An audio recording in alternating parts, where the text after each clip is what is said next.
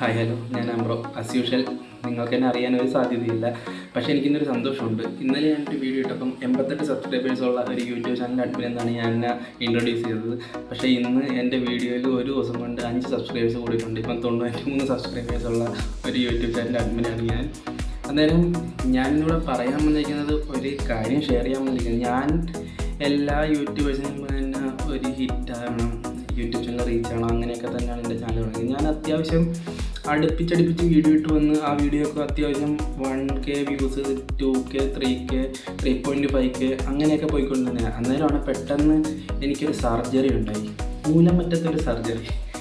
ഇത് പൊതുവെ എല്ലാവർക്കും പറയാൻ ഭയങ്കര ബുദ്ധിമുട്ടായിരിക്കും, പക്ഷേ എനിക്കതിലൊരു അങ്ങനത്തെ ഒരു ചളപ്പും കാര്യങ്ങളൊന്നുമില്ല. കാരണം പൈൽസ്, വിസ്റ്റില അങ്ങനെയൊക്കെ പറയില്ല, അതുപോലത്തെ എൻ്റെ പൈൽസിൻ്റെ എനിക്കൊരു സർജറി ഉണ്ടായിരുന്നു.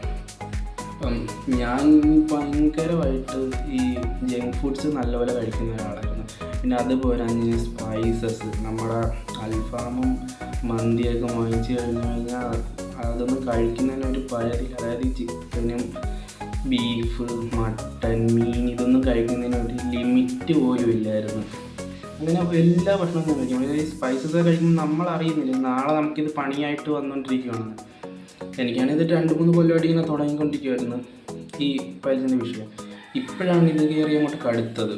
അപ്പം നമ്മളങ്ങനെ എപ്പോഴും കഴിക്കില്ലെന്നല്ല, വല്ലപ്പോഴൊക്കെ കഴിക്കുക. എപ്പോഴും കഴിക്കാതിരിക്കുന്നതാണ് കഴിവ് നല്ലത്. കാരണം ഞാനൊക്കെ ഇപ്പോൾ നമുക്ക് കറിയൊന്നും ഇല്ലെങ്കിൽ തന്നെ നമ്മൾ മുളക് ചാലിച്ച് വരെ തിന്നും. ഈ മുളക് സ്പൈസസിൻ്റെ ഒരു പരിപാടി കൊണ്ട് മുന്നോട്ട് പോകുമായിരുന്നു.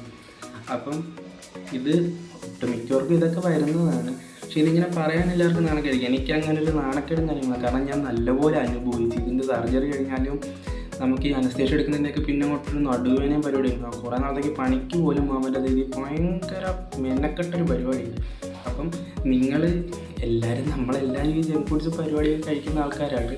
നമ്മുടെ പ്രായത്തിൻ്റെ അങ്ങനെ എന്ത് പുതിയതായിട്ട് മേടിച്ചാലും നമ്മൾ പോയി കഴിച്ചുകൊണ്ടിരിക്കും.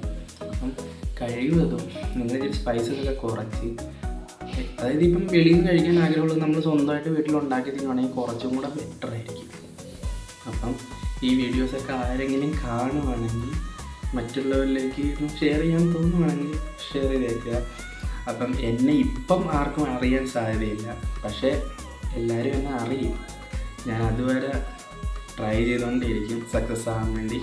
Okay, bye from Ambro. ഈ വീഡിയോ നിങ്ങൾക്ക് ഉപകാരപ്പെട്ടെങ്കിൽ ഷെയർ ചെയ്തേക്കാം.